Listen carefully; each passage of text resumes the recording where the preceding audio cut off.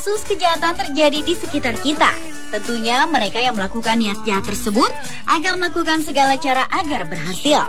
Salah satu cara yang ditempuh adalah dengan melakukan penyamaran atau memalsukan identitasnya.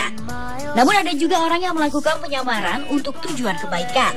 Apapun tujuannya, beberapa kasus penyamaran yang terjadi di dunia terkadang terlihat tidak masuk akal. Dan inilah 7 kasus penyamaran terkonyol versi On The Spot.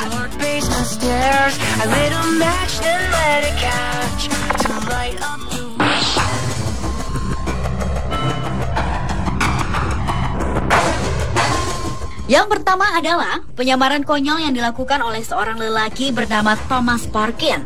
Pria yang berasal dari New York ini menyamar sebagai ibunya sendiri yang sudah meninggal di tahun 2003 lalu. Ia nekat menyamar sebagai sang ibu yang seolah-olah hidup kembali demi mengurus perpanjangan surat izin mengemudinya. Selain itu, ia melakukannya untuk menuntut seseorang yang telah membeli dan menempati sebuah bangunan miliknya yang dulu memang dilelang karena pemiliknya telah meninggal. Nyonya Parkin palsu ini kemudian melanjutkan kehidupan normalnya yang ditopang oleh dana sosial untuk orang tua. Namun pada awal bulan Mei tak jelas bagaimana prosesnya, kedok pria ini terbongkar. Ia lalu diadili dan terancam hukuman penjara minimal 13 tahun. Parkin sendiri diperkirakan telah mencuri dana sosial hingga mencapai angka 411 juta rupiah.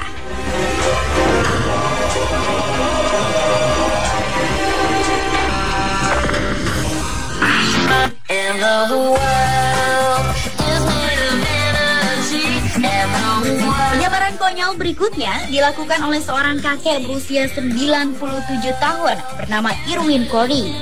Irwin Corey merupakan komedian legendaris, aktor, dan juga aktivis politik yang cukup unik. Meskipun kaya raya, Corey setiap hari menyamar sebagai seorang pengemis sambil membawa keranjang dorong. Dia tak sungkan menghampiri orang serta mobil yang berhenti di lampu merah untuk meminta uang recehan. Mungkin tak ada yang mengira bahwa ia sebenarnya adalah milioner yang tinggal di apartemen mewah kota New York.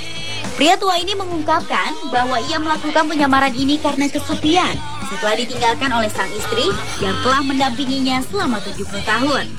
Ia juga bermaksud untuk membantu kaum gelandangan dan juga pengemis jalanan. Uang yang ia dapatkan selalu ia sumbangkan untuk bantuan medis anak-anak di Kuba.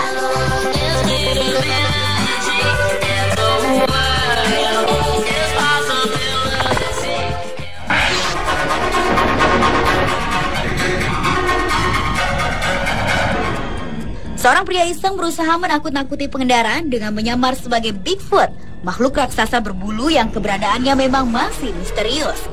Pria yang identitasnya diketahui bernama Randy Lee Tenley ini diberitakan meninggal dunia karena ditabrak oleh 2 buah mobil. Ia menyamar sebagai Bigfoot dengan mengenakan setelan gili yang biasa digunakan oleh tentara untuk melakukan kamuflase. Pria berusia 44 tahun ini kemudian berdiri di sisi kanan jalan raya Kalispell, Montana untuk menciptakan penampakan Bigfoot. Namun di tengah aksinya tersebut, ia malah tertabrak oleh sebuah mobil. Ketika ia tengah terbaring karena tabrakan tersebut, pria malang ini kemudian tertabrak oleh mobil kedua.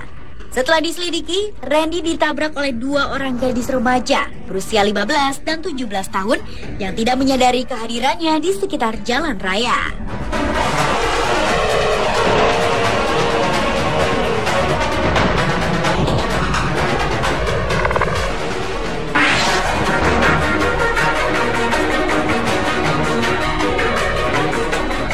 Seorang pria di California, Amerika Serikat menyamar menjadi perempuan selama kurang lebih 13 tahun. Hanya itu saja, ia juga menyebabkan kerugian besar bagi rumah sakit San Clemente. Pria yang bernama Perla Serrano ini awalnya ditemukan oleh pihak berwenang San Clemente ketika tertidur di tempat umum. Pihak berwenang awalnya yakin bahwa pria berusia 51 tahun yang mereka tangkap adalah seorang wanita karena ia juga memberikan sebuah kartu identitas seorang wanita. Namun seorang petugas curiga karena melihat gelang rumah sakit yang masih ia pakai menampilkan nama yang berbeda. Setelah diselidiki, tersangka memanglah seorang pria. Ia juga memalsukan identitas dan mendapatkan pelayanan medis di 4 rumah sakit yang berbeda dengan kerugian lebih dari 910 juta rupiah.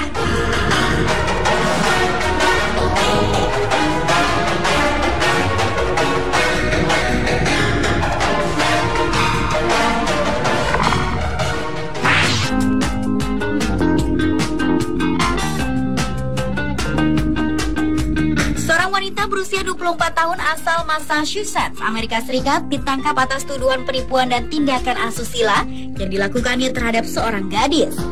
Wanita bernama Carissa Hetz menyamar sebagai seorang anak laki-laki berusia 17 tahun dengan nama samaran James Spurrier Wilson.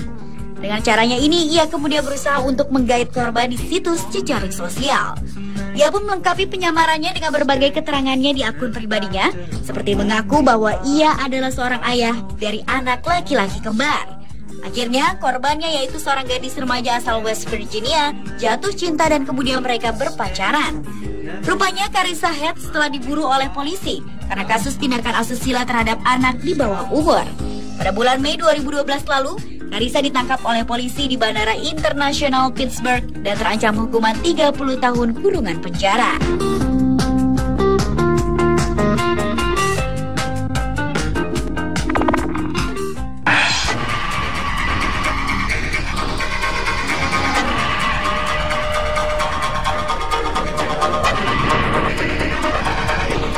Pria asal Pelham bernama Julian Lima ditangkap oleh kepolisian Nashua, New Hampshire, Amerika Serikat pada bulan April 2012 yang lalu. Pria berusia 20 tahun ini ditangkap karena menyamar sebagai seorang agen federal pengendali terorisme. Agar meyakinkan, penyamarannya ini dilengkapi dengan seragam khas serta pistol mainan. Namun sepertinya, Julian Lima menjalankan aksi penyamarannya di tempat yang salah.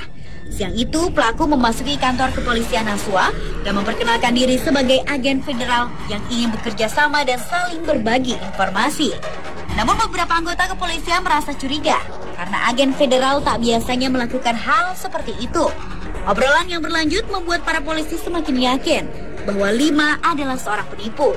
Ia lalu ditangkap, namun belum jelas apa motif dari pria aneh ini menyamar sebagai seorang agen federal dan menipu polisi.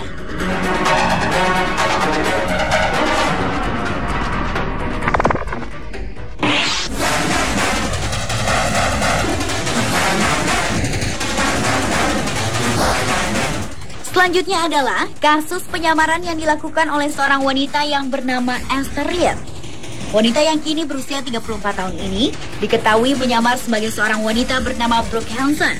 Brooke Hanson sendiri merupakan seorang gadis cantik warga California yang dilaporkan menghilang sejak Juli tahun 1999 silam.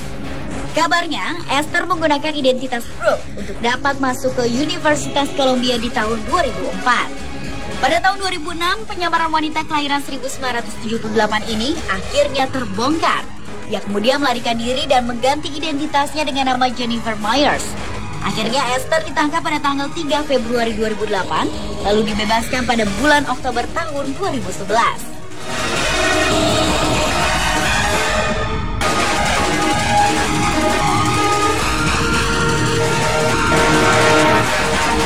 Pemirsa, itulah 7 kasus penyamaran terkonyol versi On The Spot.